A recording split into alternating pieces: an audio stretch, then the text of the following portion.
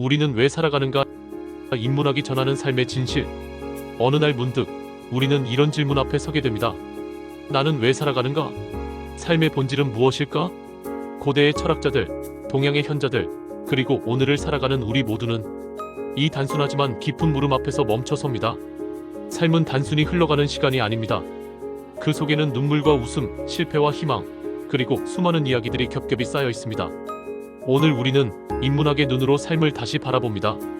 철학과 종교, 그리고 인간의 목소리가 전하는 지혜 속에서 삶의 본질을 조금 더 가까이 마주해보려 합니다. 1부. 인간은 왜 사는가? 플라톤은 말했습니다. 인생은 어둠 속에서 빛을 찾아가는 여정이다. 그의 비유처럼 우리는 때로 동굴에 갇혀 그림자만 바라봅니다. 그러나 언젠가 용기를 내어 밖으로 걸어 나와야 합니다. 빛을 향한 그 발걸음이 바로 삶의 시작이기 때문입니다. 동양의 지혜는 또 다른 길을 보여줍니다. 공자는 인, 곧 타인과의 관계 속에서 인간다움을 실천하는 것이 삶이라 말했습니다. 우리는 홀로 존재하는 것이 아니라 서로를 비추며 살아가는 존재임을 알려줍니다. 그리고 20세기의 심리학자 빅터 프랭클, 그는 절망의 수용소 안에서도 인간이 끝까지 붙잡아야 할 것은 의미라고 했습니다. 고통 속에서도 우리는 살아야 할 이유를 발견할 수 있습니다. 삶의 본질은 바로 의미를 찾아가는 여정. 때로 고통조차 의미로 바뀔 때 우리는 비로소 살아있음을 느낍니다. 2부. 인간은 어떻게 살아야 하는가? 삶의 방식에 대해 아리스토텔레스는 이렇게 말했습니다. 행복은 쾌락이 아니라 탁월한 삶의 실현이다. 즉, 나 자신이 가진 가능성을 다 쓰며 공동체와 어울려 살아가는 것. 그것이 진정한 행복입니다. 노자는 달리 말합니다. 물이 되어라. 물은 유연하면서도 산을 뚫고 바다를 채웁니다. 흐르며 낮은 곳을 향하지만 그 겸손 속에 가장 큰 힘이 숨어 있습니다. 삶 또한 억지로 움켜쥐는 것이 아니라 자연스러움 속에서 흐를 때 아름다워집니다. 현대를 사는 우리는 늘 비교와 경쟁에 지쳐갑니다. 그러나 결국 중요한 것은 다른 사람의 속도가 아니라 나의 속도입니다. 나에게 맞는 리듬을 찾고 그 리듬으로 하루하루를 채워가는 것.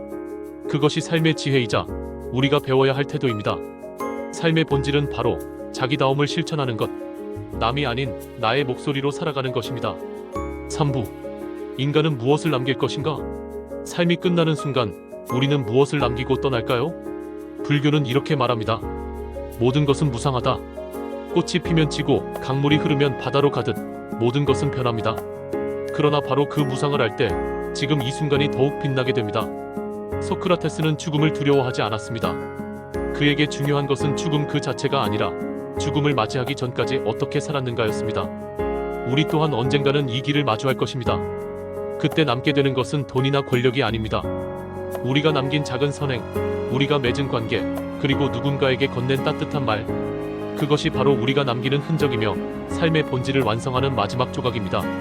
삶의 본질은 결국 흔적과 관계로 남습니다.